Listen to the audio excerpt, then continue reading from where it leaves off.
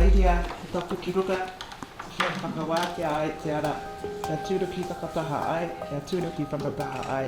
Honi e, hui e au e tai e. Kua waitohu anō a Ngāi Tahu me te Kaunihera tai ao ki Waitaha I tā rāua kirimana.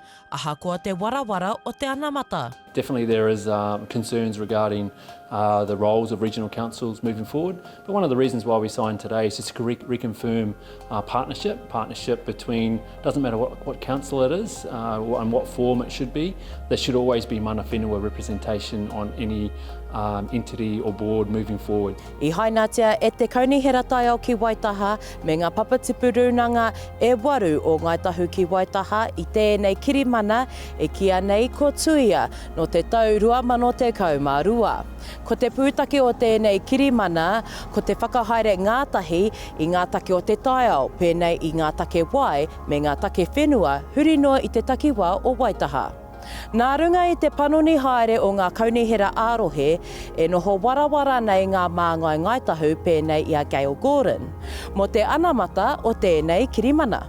I think it's really important because it shows that regardless of what happens in the world, we are still willing to be out there and engage, and we are willing to sit beside and stand beside our partners and work our way through things. Everything from pest control to regeneration, looking at ECAN in regards to biosecurity, biodiversity, all of those things are really important, and those are the things that we really want to look after. E tautoko ana tēnei kirimana I ngā wāhi pēnei I te roto o te waihora.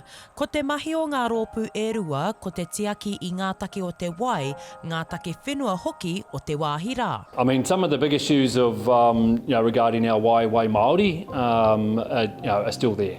Wai Māori is a huge concern, and that's why Ngāi Tahu is still in the High Court at the moment regarding fresh Ngāi Tahu and fresh water, and that will continue. But I mean, the fight of ngā papatipu rūnanga is forever regarding our wai Māori and making sure there is improvements. We have seen some improvements, but we have seen degradation still happening.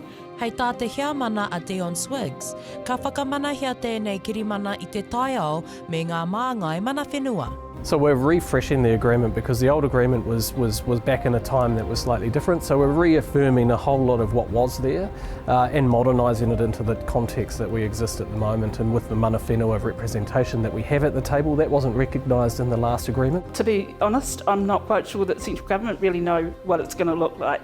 And so now is the time when probably what we're going to be looking at is what is the most important thing. And for us, through the chairs that we've been talking with, is that regardless of what iteration comes out of all of these things, it's important that our voice is there, that it's there at every level. Ko te anga whakamua mā ēnei kāhui e rua, he pō hauhau. He oi, ka kore ēnei kāhui, e neke, e tūpou hoki. Shakaila Andrews Alapaki, Tahu News.